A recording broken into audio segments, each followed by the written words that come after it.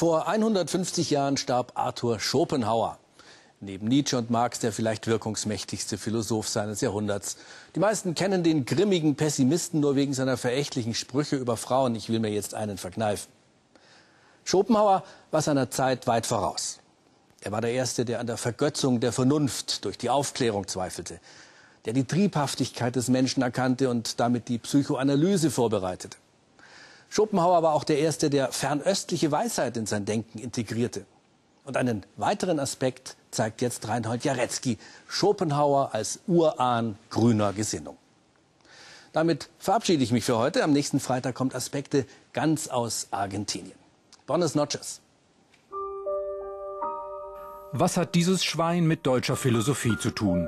Und dieser Pudel? Mit solchen Fragen hat Arthur Schopenhauer einen Zündsatz ins abendländische Denken geschleudert. Das Tier ist bei ihm dem Menschen ebenbürtig. Der Pudelliebhaber Schopenhauer, hier gezeichnet von seinem Verehrer Wilhelm Busch, hält die Glorifizierung des Menschen zu einem Elitewesen für einen lächerlichen, selbstverliebten Irrtum. In der ganzen europäischen Philosophiegeschichte wurde der Mensch ja von anderen Wesen dadurch unterschieden, dass er ein Vernunftwesen sei. Und für Schopenhauer ist er im Wesentlichen eben ein triebbestimmtes Wesen. Und die Vernunft ist, wie er sagt, nur ein Epiphänomen, also ein Beiwerk, das noch hinzukommt, das aber im Grunde genommen keine große Rolle spielt. Tierschützer sollten vor diesem philosophischen Radikalen auf die Knie fallen. Zimmers brillante Schopenhauer-Biografie zeigt den Philosophen als hochaktuellen Denker. Der gemeine Mensch habe nämlich keinerlei Recht, dem Tier ein Leid zuzufügen.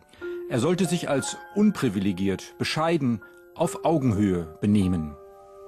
Schopenhauer hat vehement dagegen Stellung genommen, dass man Natur und auch Tiere nur als nützliche Dinge ansieht, die man verwendet oder ausbeutet. Für ihn war das Tier auch ein Wesen, das eigene Rechte hat. Insofern ist er der Vorläufer einer modernen Tierethik und auch Umweltethik. Leidenschaften, Triebe, auch zerstörerische Lebenskräfte, Schopenhauer nennt das alles Wille. Sie hetzen den Menschen durch sein Dasein. Vor fast 200 Jahren hat Schopenhauer damit eine Wahrheit ausgesprochen, die später von Freud bis zur Moderne zur Selbstverständlichkeit wurde. Er ist der kalte Diagnostiker, der mit der Illusion vom guten Menschen und einer wohlgeordneten Welt bricht. Der Mensch ist für ihn eine Marionette des Wollens, eine böse Marionette mit dem Talent zu Gier, Leid und Zerstörung.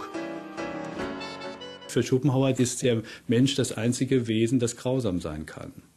Nicht? Das also bewusst anderen Wesen Schaden zufügt, dass also das bisschen Vernunft, das er hat und das ihm sozusagen geblieben ist, auch noch so anwendet, dass er anderen Schaden zufügt.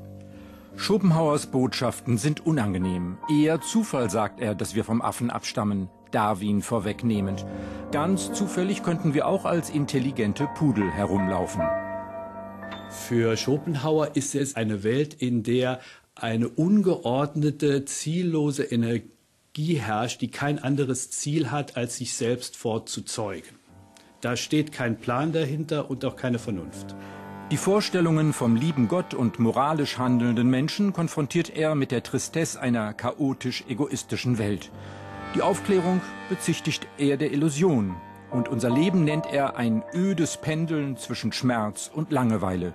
Glück ein einziger Schwindel.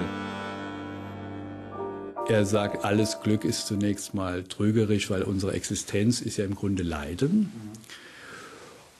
Und alles, was wir an Lust und Freude empfinden, führt letztlich zu neuem Leid. Das heißt, alles Glück ist nur peripher, ist nur vorläufig, ist nur sehr kurzweilig. Schopenhauers großes Thema, die Langeweile, diese Seuche, weil es im menschlichen Leben partout keinen Sinn gibt. Die Langeweile also muss vertrieben werden. Als es die Vergnügungsindustrie noch nicht gab, hat der Philosoph die Sucht danach bereits philosophisch bewiesen.